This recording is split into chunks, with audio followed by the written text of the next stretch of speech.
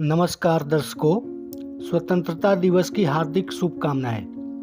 क्या आपने नोटिस किया है कि क्यूआर कोड से यूपीआई पेमेंट करते समय कहीं-कहीं 2000 तक की पेमेंट करने की बात सामने आ रही है और दूसरी तरफ खबरें चल रही हैं कि यूपीआई पेमेंट पर चार्जेस लगाए जा सकते हैं।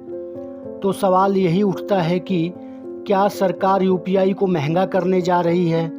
क्या दुकानदारों से क्यूआर कोड पर पैसा लिया जाएगा, जबकि पेमेंट करते समय पेटीएम, फ़ोनपे, गूगल पे और भारत पे जैसी कंपनियां पहले से ही क्यूआर साउंड बॉक्स के लिए सब्सक्रिप्शन रेंटल चार्जेस लगा रही है।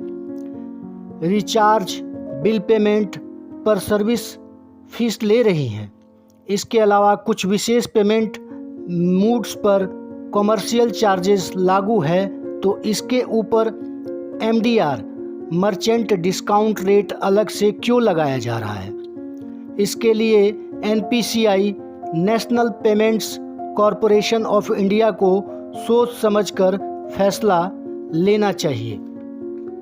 यदि किसी पार्टिकुलर पेमेंट मेथड में आपको 2000, 5000, 10,000 या फिर ऐसे ही किसी अन्य अमाउंट ट्रांजैक्शन के लिए लिमिटेड पेमेंट की सुविधा मिल रही है, तो इसका मतलब यह नहीं है कि पूरे यूपीआई सिस्टम में किसी खास पेमेंट की सीमा तय कर दी गई है।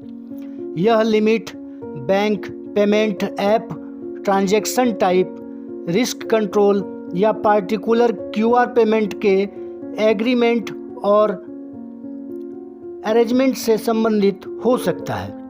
यूपीआई यूनिफाइड पेमेंट इंटरफेस की सबसे बड़ी ताकत यही रही है कि आम ग्राहक के लिए डिजिटल पेमेंट बेहद आसान और सामान्यतः बिना डायरेक्ट ट्रांजैक्शन चार्ज के उपलब्ध है।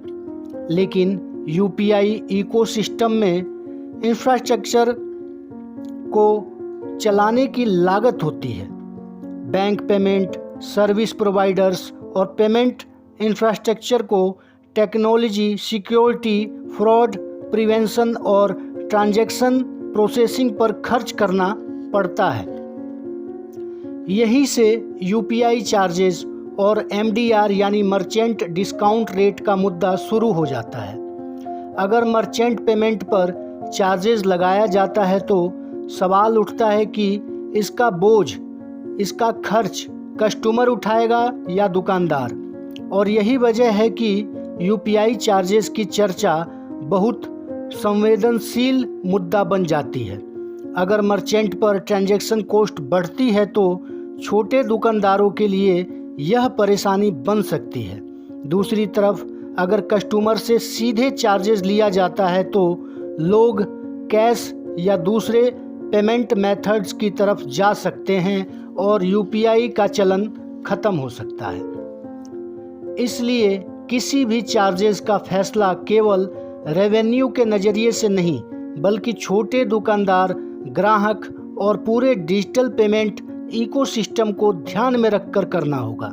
आज के डिजिटल इकोसिस्टम में सोशल मीडिया पर किसी भी वायरल मैसेज को देखकर यह मत मानिए कि हर क्यूआर पेमेंट पर कस्टमर चार्जेस या यूपीआई पेमेंट में सर्विस चार्जेस लगाया जाएगा। यूपीआई ने भारत में डिजिटल पेमेंट को जिस स्तर पर पहुंचाया है वह बहुत बड़ा बदलाव है।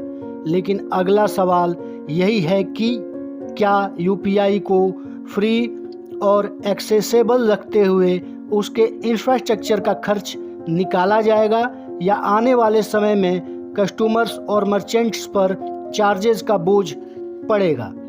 सरकार द्वारा हाल के दिनों में जो सफाई क्लैरिफिकेशन दिया गया है वो यह है कि आम व्यक्ति के P2P peer to peer UPI payments पर चार्जेस नहीं लगाया जाएगा और P2M person to merchant payment के लिए भी यदि एमडीआर लगाया जाता है तो सरकार के अनुसार वह कुछ लिमिटेड थ्रेशोल्ड से ऊपर के मर्चेंट ट्रांजैक्शंस पर नॉमिनल रेट के रूप में होगा। इस तरह अधिकांश पेमेंट ट्रांजैक्शन फ्री रखने की बात की गई है।